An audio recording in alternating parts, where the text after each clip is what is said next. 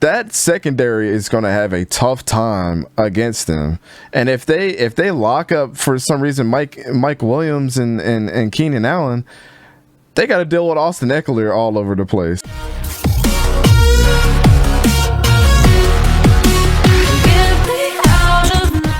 So Chargers versus Raiders is a 4:25 game. You have to put this as one of your games of the week right here. It's just there's way too many storylines. The new revamped Raiders offense with the newly revamped Chargers defense with the whole debacle that happened last year before the playoffs happened. Like there's a lot of storylines here. Gene said it in his show perfectly before. This is a revenge game. On both sides of the ball. So both of these teams feel like they still didn't win. They both feel like they both took losses going into that playoff week. But Sor, who you got, man? I mean, I've said it before on the infamous clip of "Explain yourself, sir." I got the Raiders in this one. I think at most they'll lose one game to a division rival. That's personally me. Again, these are my Super Bowl favorites in the AFC. Despite even with their offensive line struggles. I mean, it's not even their offensive line to me, it's their defense, but carry on. Oh, real? Okay. Mm-hmm. I don't know. I think their defense is very underrated. I think a lot of people are sleeping on that defense, but and you can kind of say the same thing with the Chargers. Their offensive line can look somewhat shaky as well. I mean, you got Max Crosby, you've got Chandler Jones. Just those are your edges alone right off the bat. Rashawn Slater and Corey Linsley are two you don't need to play with, though. True, but you are also talking about seasoned veteran guys. But I do think the debut, or I guess I should say the reunion of Rodgers to Adams, I think that's gonna start off without a hitch. I think the Raiders are gonna win this one. I think it's gonna be a close one. But I do have the Raiders winning by 11. I'll say 28-17. All right, Gene. I think the biggest issue that the Raiders are going to have this game is their offensive line versus Joey Bosa and Khalil Mack. I think that you had it right when you said the Raiders' offensive line is going to be an issue. And when you cut your first-round draft pick from last year, Alex Leatherwood, and you cut him, they're starting Colton Miller at left tackle. UCLA Colton Miller. Mm-hmm. Colton can't stop nobody Miller. Yeah, he's starting at left tackle. I don't know if I'd feel very confident in Colton Miller protecting the blind side of my quarterback with Khalil Mack and Joey Bosa.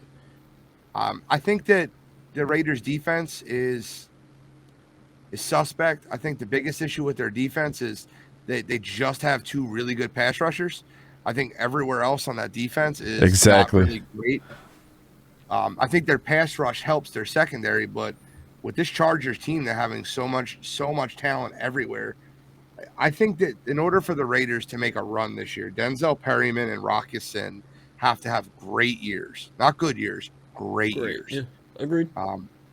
It was a great trade between them and the Colts. They both benefited. 100%. But with that being said, I got the Chargers in this one. I agree with Gene on this. I got the Chargers as well. One of my Super Bowl favorites. I think, again, when you stack up the paper sheet against both teams, I think one of the most underrated qualities, and me and Gene have talked about this before, Khalil Mack can tackle in the run game, man. They ain't gonna be able to run the ball. And Joey Bosa does the same thing. So not only do you have two strong pass rushers which are top 10, you arguably have two top 10, top 15 run stoppers on the outside as well. And then you got to deal with, if J.C. Jackson ends up playing, Asante Samuel Jr. is no joke. Derwin James can come down and play as an extra linebacker if you need him to. Like, offensive line, they're pretty okay. Austin Eckler's there. Justin Herbert, do we need to say more? Mike Williams, Keenan Allen is going to have a field day. Like, that secondary is going to have a tough time against them. And if they lock up for some reason Mike Williams and Keenan Allen, they got to deal with Austin Eckler all over the place because they can just line him up in the slot if they really wanted to, or run a bunch of wheel routes, because you're not gonna have Max Crosby and Chandler Jones playing in coverage. It's just that's not what's gonna happen. So I don't know. I don't see this Raider team that, you know, you're not the only one that's hyped up on them, Sawyer, but I just don't see them even remotely being close in this game. They may break my heart, and I'm prepared for it. I think it's like, in football terms, this is not a good game, but, you know, in NFL, I think it's going to be like 28-14. You know who's a very underrated signing for the Chargers? You know, they went out. Kyle Van Noy. Yeah, Kyle Van Noy. You knew exactly where I was going with that, too. Mm-hmm. Because, like, we hear to J.C. Jackson, we hear to Khalil Mack. Kyle Van Noy was outside Matthew Judon, was the heart and soul of that. Another great tackler. Like, they're not going to be able to run the ball.